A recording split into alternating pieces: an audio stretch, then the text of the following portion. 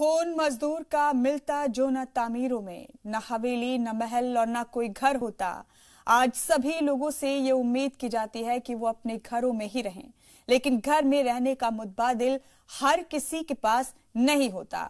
जिन मजदूरों ने अपना खून पसीना बहाकर मेहनत करके हमारे लिए महल तैयार किए हैं, आज वही मजदूर बेघर, बेबस और मजबूर हैं। मुहाजिर मजदूरों की मजबूरी और बेबसी का आलम यह है कि आज हर शख्स का रोंगटा रोंगटा कांप रहा है। गुज़िश्ता कई हफ्तों से आपने भी मुहाजिर मजदूरों के शहरों से हिजरत की तस्वीरें देखी ही होंगी। अब सवाल यह है कि आखिर उनकी तकलीफें कब और कैसे इख्तिताम पसीर होंगी, आखिर इनकी बेबसी कब दूर होगी। और सवाल यही है कि आखिर मजदूर क्यों है इतना मजबूर।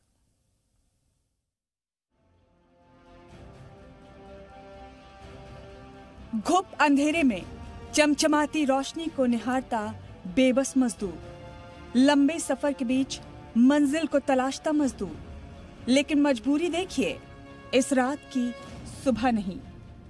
ये कोरोना का दौर है, कंपनी बंद हो गई, मेहनतकश हाथ थम गए। रोजी का बहरान साथ लेकर हल्दिया से निकल पड़े बिहार के गया की जानिब। वही इनका घर है, कुनबा है, छोटे छोटे बच्चों को इंतजार है। लेकिन इन्हें क्या पता था, दूर मंजिल से पहले कोई है जो रास्ता रोके खड़ा है।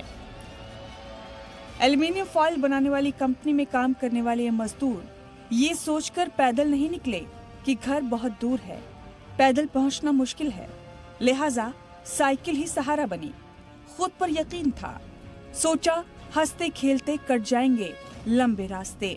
हल्दिया में काम करने वाले ये सारे माइग्रेंट मजदूर, आप देखिए सभी की साइकिल आपको दिखाते हैं। ये नई साइकिल है। यहाँ पे जितने भी लोग आपको दिखेंगे, इन सारों ने जो है ये नई साइकिलें खरीदी है। 4100 रुपया देकर इन्होंने ये साइकिल खरीदी। और इसकी वजह ये है क्योंकि ये लोग सारे ही बिहार के गया के रहने वाले हैं।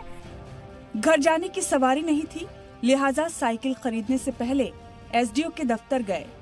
हिम्मत जुटाकर पूछ भी लिया, जाने का हुक्म भी मिल गया, वो भी जुबानी तौर पर। मजदूर थे, लिखा पढ़ी का इल्म नहीं था। साहब का हुक्म मिला कि घर जाने का सहारा मिल गया। हल्दिया से निकले तो दनकुनी में पुलिस ने रास्ता रोक लिया। अब जाएं तो जाएं कहां? एसडीओ साहब ने कोई कागज भी नहीं दिया जिसे पुलिस को दिखाकर आगे चले जाएं। तो हमारा सीनियर इंस्ट्रक्शन है सीनियर ऑफिसर का कि ये लोग पैदल और ऐसा नहीं जाए क्योंकि एक्सीडेंट के रुकने के लिए। तो आप क्या करेंगे, इनकी मदद कैसे करेंगे आप? हम इनको मदद करने के लिए थोड़ा इधर से साइड में जाएंगे। ये लोग आपस थाना है, थाना में भेजेंगे ये लोग को। मजदूरों का रास्ता पुलिस ने रोका है क्योंकि साहब का हुक्म है। अब ये करें तो क्या करें? अब वापस जाने का क्या फायदा जब कंपनी बंद पड़ी है? और उन घर वालों का क्या जिन्हें ये कहकर निकले थे जल्द पहुंच जाएंगे? वबा के बीच बच्चों की याद सता रही है।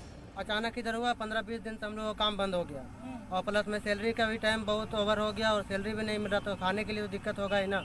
तो अपना घर से पैसा मंगा के साइकिल लेके हम लोग जाने का सोचे थे। तो झेलने पड़ेगा ना, मेरा रिक्स तो वहाँ कोई नहीं ले रहा है, तो मेरा कौन रिक्स लेगा सर बताइए। अगर यहाँ से घुरा दीजिएगा तो हम किधर जाएंगे? नहीं उधर के हैं न इधर के हैं। दनकुनी से गया करीब 500 किलोमीटर दूर है, साइकिल भी नहीं है। पुलिस ने रास्ता रोका, लेकिन हौसला अब भी है। मगर पुलिस वाले जाने दें तभी तो घर पहुंचेंगे। पुलिस से गुहार जारी है, ये सोचकर कि कोशिशों की कभी हार नहीं होती। इस बीच काफी परेशानियों का सामना करना पड़ रहा है इन लोगों को, जिनके पास ना ही तो कोई खाना है, ना ही पॉकेट में पैसा है। और जितना कुछ था उनके पास, वो सब कुछ उस साइकिल पे लगा दिया खरीदने के लिए, ताकि वो अपने घरों को वापस जा सके। दानकुनी से कैमरा पर्सन फेलिक्स रॉकीनाथ के साथ पूजा मेहता, जी मीडिया।